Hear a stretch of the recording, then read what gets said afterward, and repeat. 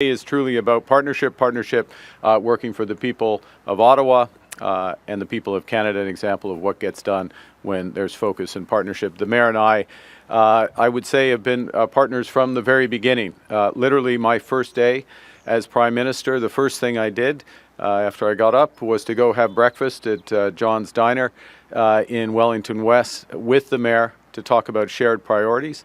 Yours as Mayor, mine as Prime Minister, and the first thing on both of our list was affordable housing. Getting affordable housing moving, how we can build housing faster, more efficiently, more sustainably, and of course at lower cost. Lower cost purchase, but also lower run cost for people in housing here in Ottawa and across Canada. Because when we build a stronger Ottawa, we build a stronger Canada, and our objective is a stronger Canada for all. And that foundation is the home. The home is the foundation of a good life. And yet, for too many Canadians, housing has remained out of reach for too long. Now, there has been some progress over the course of the past year. I think it's important to recognize, to track where we are and whether we're making progress. By the end of last year, the start of this year, housing affordability in Canada had begun to improve from very unaffordable levels, but had begun to improve, and in fact had improved over the course of the last 24 months, longest streak recorded. The percentage of income that Canadians are spending on mortgage payments is now at their lowest level in 4 years. Asking rents are down to a 35-month low. The rent-to-income ratio, its lowest level in over 6 years. So some encouraging signs, but starting from very high levels, or put it a different way, levels of inaffordability. So there's still much work to do. The reality is that for decades, Canada has just not built enough affordable housing. And now Canadians are paying the price, particularly young Canadians. And what has been built over decades often has the overall costs have been driven up by development charges, taxes, high construction costs. And the average Canadian household is still spending more than half of their income on mortgage payments. So those mortgage payments starting to come down, but it's still, as I said a moment ago, high levels. Il faut que tout le monde nous aide à régler ces défis. C'est pourquoi, au mois de septembre, notre gouvernement a lancé Maison Canada, une nouvelle entité fédérale qui va propulser la construction résidentielle partout au Canada. Elle va s'y prendre de trois façons. Tout d'abord, en s'associant au secteur privé pour planifier, gérer et bâtir de nouveaux logements abordables et accélérer la réalisation de projets de logements à grande échelle partout au Canada. Deuxièmement, en offrant un financement prévisible à faible coût pour aider les fournisseurs de logements au marché et autochtones à multiplier le nombre de logements abordables et communautaires au Canada. Et troisièmement, en stimulant la création d'une toute nouvelle industrie canadienne de l'habitation qui met à profit des méthodes de construction modernes, comme la construction de maisons préfabriquées. So since its launch in September of last year, just September of last year, Build Canada Homes has already committed to more than 10,000 new units through 13 partnerships across Canada, with over 1,400 homes already under construction or breaking ground in the next 2 months.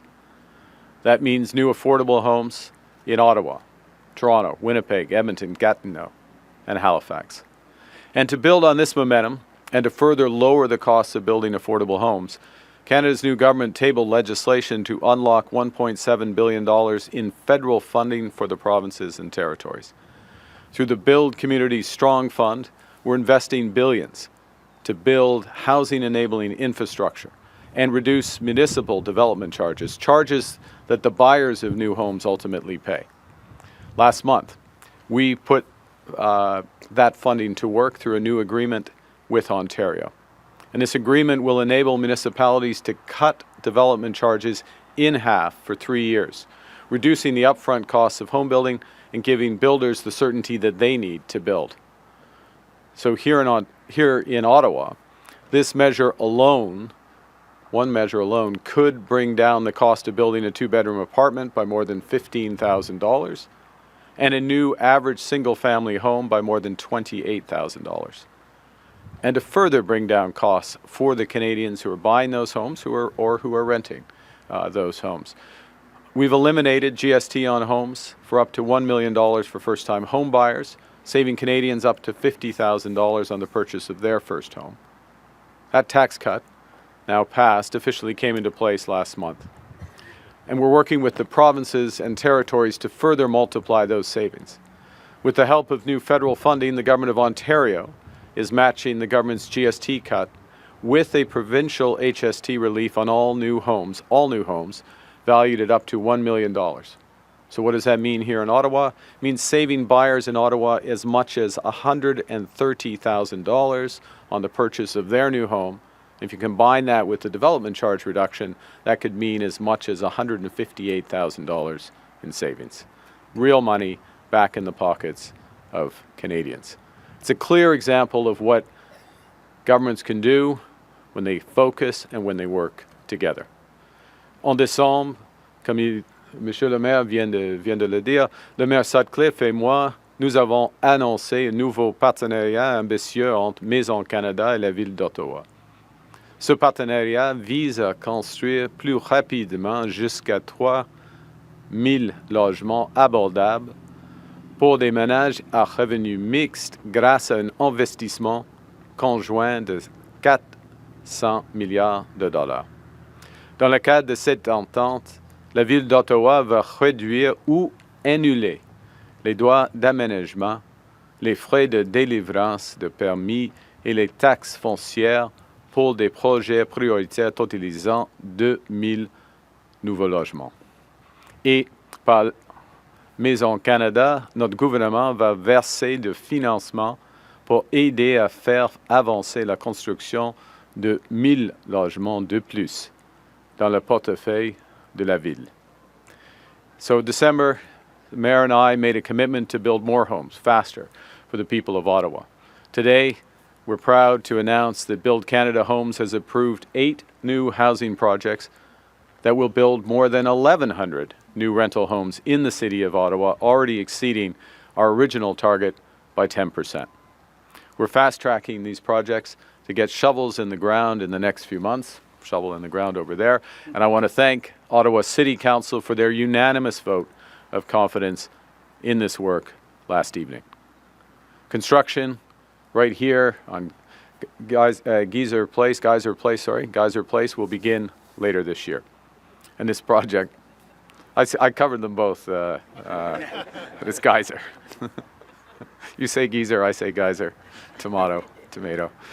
This project will build more than, well, it says 100 new rental units. Actually, I think, Stéphane, it's closer to 180. 118. 118, 118 nouveaux appartements, en effet, de logements pour des Canadiens de classe moyenne, for middle-class Canadians. Now, beyond here in Nepean, we're building in Centertown, in Sandy Hill, in Overbrook, and Lincoln Heights. Homes across this city built by Canadians for Canadians. L'important, ce n'est pas seulement ce que nous bâtissons, c'est aussi comment nous le faisons. Nous bâtissons de manière inclusive, en partenariat avec les Premières Nations, les Inuits et les Métis. Nous bâtissons en solidarité avec les travailleurs en créant de bons jobs syndiqués. Nous bâtissons de manière durable parce que la réduction des émissions n'est pas seulement un devoir moral, c'est aussi un impératif économique. And for example, this project will benefit from c'est quoi? Geothermal, yeah, heating and cooling. It's dramatically lowering the costs for the residents. Et avant tout, conformément à notre politique achetée canadienne, nous bâtissons canadiens, avec de l'acier canadien, de bois d'œuvre canadien et des travailleurs canadiens. C'est ainsi que nous bâtissons un Canada fort. Et grâce à Maison Canada, notre gouvernement construit rapidement et à une grande échelle afin que toute la population canadienne ait un logement sûr et abordable. Cet engagement s'inscrit dans notre plan économique global visant à bâtir une économie plus forte, plus durable et plus résiliente. Une économie qui offre davantage de certitude, de sécurité, de prospérité à toutes les Canadiennes et à tous les Canadiens. Now, it's early days, but our plan's working. Despite all the shocks, Canada is expected to have the second fastest growing economy in the G7 this year and next. Wages overall are growing now at twice the rate of overall inflation. But at the same time, we know that the cost of living is still high, and we know that some of the biggest payoffs of our plan will take time. So we're supporting Canadians who are under pressure from everyday expenses with a boost today and a bridge to that better tomorrow. And that's why we temporarily cut the federal fuel excise tax this week, bringing down costs at the pump by up to 10 cents per litre. Combined with our earlier elimination of the consumer carbon tax on day one of our government, we've lowered the price of gas by up to 28 cents per litre. We've cut income taxes for 22 million Canadians, saving families up to $840 each year. We've launched the Groceries and Essentials benefit, which will deliver direct payments to more than 12 million Canadians, up to $1,890 per family. That's money deposited directly into bank accounts, starting with the first checks on the 5th of June. That's how we're building a Canada that's not just strong, but good. A Canada that's not just prosperous, but fair. Canada that's not just for some, most of the time, but for all of the time. A Canada where everyone can get ahead.